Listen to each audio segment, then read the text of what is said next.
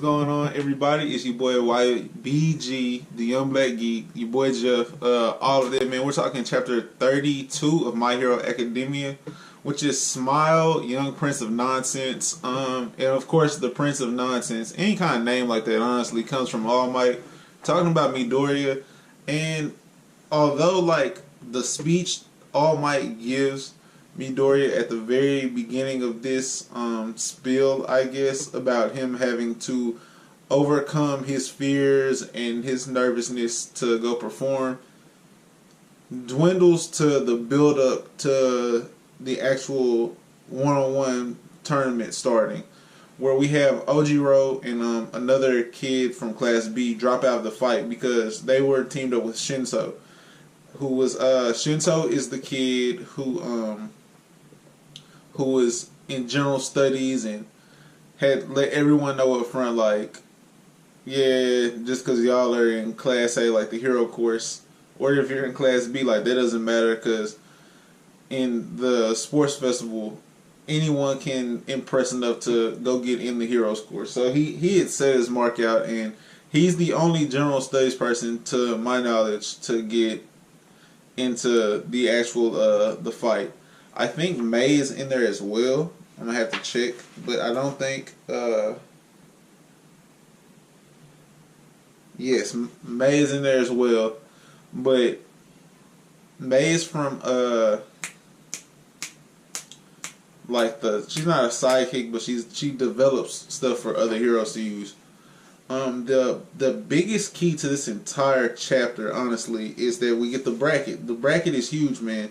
Because it's some very interesting matchups. For example, Uraraka and Bakugo is interesting because we've seen so much fury from Bakugo coming forward, and we've seen Bakugo is fiending to leave his mark. He's really desiring to leave his mark at the sports festival period and show that tenacity off and come out victorious in one of the phases of the sports festival. But Uraraka is also someone who's showed a lot of moxie and growth as a character, and she also has a purpose now. And for a while, her purpose was to befriend Deku and to befriend members of the class. I'm not saying that that's a negative, but now we understand her drive to be a pro hero is to be able to support her family and let her parents take it easy. They own a construction business, and they didn't even let her use her quirk to help her with their construction business. So she has stuff to prove as well. That's going to be interesting. Tetsu and Kirishima is going to be interesting. Like, they have very similar quirks. One being steel and the other one being hardening. Those two, and they have very similar personalities, where they both are kind of extreme, but they're about, like, being the manliest man, and very very testosterone driven characters, for lack of a better term. That kind of describes them a lot, man. Yaoyorozu, so Momo and Tokoyami. I am interested to see both of them in this situation because Tokoyami hasn't been used to attack much. And one-on-one combat, defense won't win. So we haven't seen him be on the attack, on the offensive yet. Whereas Momo has displayed, like, some of her quirks capabilities, but it hasn't been in a close combat setting yet. We've seen her be quick to think in groups or be able to defend other groups, but she hasn't been used to go be on the offensive either. So it'll be interesting to see which one of them can get out of their current mold the quickest to bring home a W. Ashido and Aoyama. If there's a fight I don't care about in here, the next two fights are those two. Ashido should smash Aoyama because Aoyama is navel laser, and Ashido is she has something with poison or acid, and I think, like, Aoyama, I'm pretty sure he can only use it for, like, spurts of, like, 5 seconds, and then he gets sick. and then he has to wait for it to cool down to be able to use it again. So he doesn't have hands, like he's not there to box. Then the next one is Ida and Hatsume. That's Mai. I want Mai to win because I hate Ida, but I believe Ida has to win because just seeing Reciprocal Burst shows that like Ida actually is driven, and one thing he had lacked was purpose as well. Like a lot of his stuff had been not antagonistic, but he was the thing that knives are used to sharpen. Like he wasn't an actual knife in the knife set. he was this thing. Don't worry, he was this thing. Kaminari and Shiozaki. I think Shiozaki is the girl with the vine hair. Kaminari should win, but he's kind of ditzy. Like he's not really like the smartest combatant. She seems like an intelligent character because her team placed 5th. She was with Tetsu and they placed 5th. Which at the very end, Shinso's team jumped all the way to 3rd.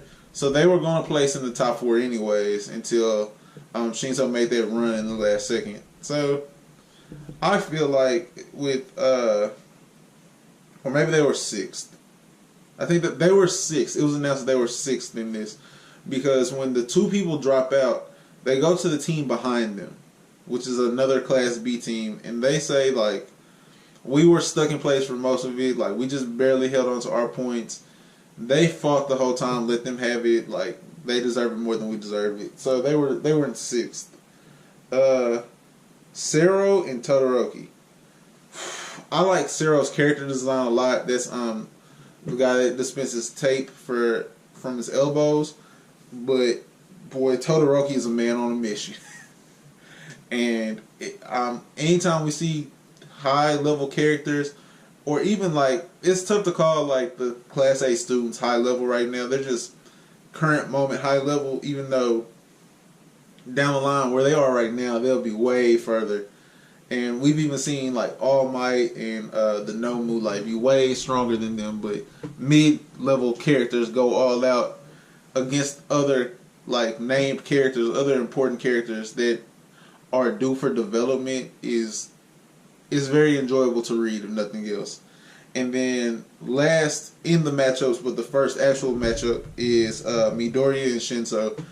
And of course it's a draw with Midoriya being the main character, but Shinso's the reason the other 2 characters dropped out.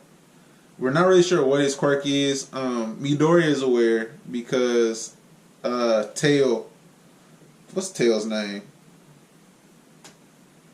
Tail's name is Ojiro. Ojiro has alerted Midoriya of what's going on with his quirk and what he needs to do and not do in order to be successful. And after he had given up, or after he withdrawn, Midnight had like, because Midnight's probably one of the more humorous characters for this arc because she's so serious and so R-rated and like so extra, and she has a whip, like, you know what I'm saying? She's so out there, yet she's very passionate, and everything that's done with passion, she's like, yes, like, I love your passion. And so she's like, oh, y'all withdrew because of your honor. Great job, like. And so all of that goes down, man. We're leading into Midoriya versus Shinso. Todoroki's waiting on right behind him. There's just a lot going on, man. There's a lot of interesting matchups. The fight I'm most excited for is probably Midoriya Shinso because they have the best round 1 matchup to me. I think that Aoyama and Ashido is the worst matchup. That's gonna be our question down below. I don't think I'm finna end the chapter yet because I want to talk a little bit more about the importance of tournament arcs. But down below, what's the best matchup and what's the worst matchup in the comment section.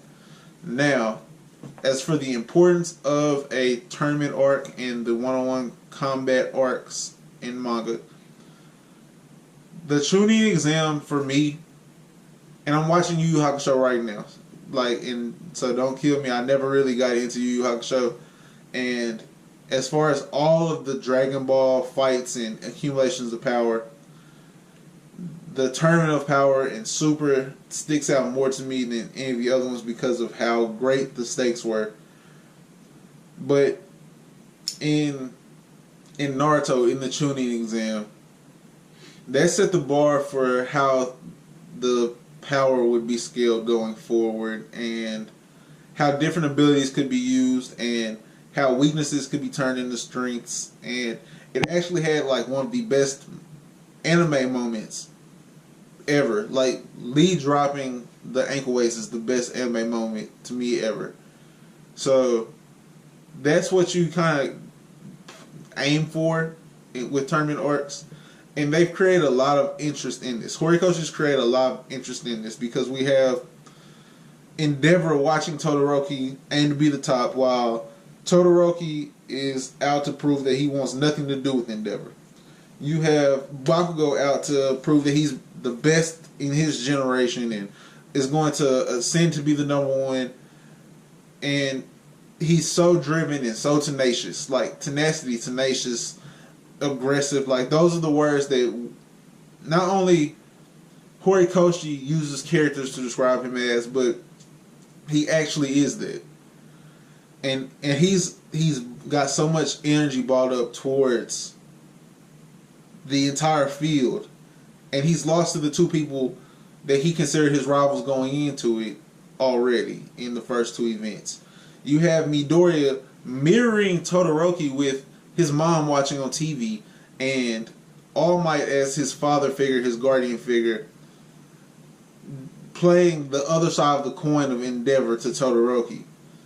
You have Shinso, who's there out to prove that it doesn't matter if you're accepted right off the back into the hero course if you can be an effective hero. Ida's there to prove that he belongs in this conversation of who's a hero that's up next. Kirishima and Tetsu are fighting to see, like, which one of them has the superior version of the same quirk, basically. Like, and it's going to be a deadlocked fight. You can tell. Like, personalities are very similar. Quirks are very similar. Even, like, their positioning among their respective classes seem kind of similar just off a glance. I'm extremely excited for this. I think Horikoshi is handling the development of girls very well, because the four girls that are in this out of 16, which is 25%, but the girl with vine hair has a solid chance to win because Kaminari isn't there mentally. Although I don't think Ochako will win, I think she'll have her moments. I think she'll have her moments in this fight to show that there's some promise there for down the line. I think Ashido should easily win versus Aoyama, because Aoyama hasn't been dominant against anyone in any type of combat. He's been all about, like, being flashy and looking the part. Who am I missing? Momo. Momo probably is the one I expect to lose based off personality the most. I think the way she's been as a character is going to lead her to an L versus her ability. Her ability, she has what should be an OP ability. Now, the reason it's not OP is because of her, because of how she acts, but I'm extremely interested to see what Horikoshi spent on tournament arc will be going forward. Like, we got the first stage of this, and then we got to the second stage where it was more wit driven, and then we had will driven, and now it's skill driven, where your combat skill is about to be tested. And I am beyond excited, guys. This chapter was a 8 out of 10 for me, and I came down from 2 10 out of 10s, one in this and one in the Promised Neverland. If you haven't saw that, go check it out, man. Go check out that Promised Neverland review. I had chills the entire time through it, and I'm probably finna go read that in a minute. So check that out if you guys would like it. I mean, I'm sure someone will. Besides that, though, guys, have an awesome rest of your day. Peace.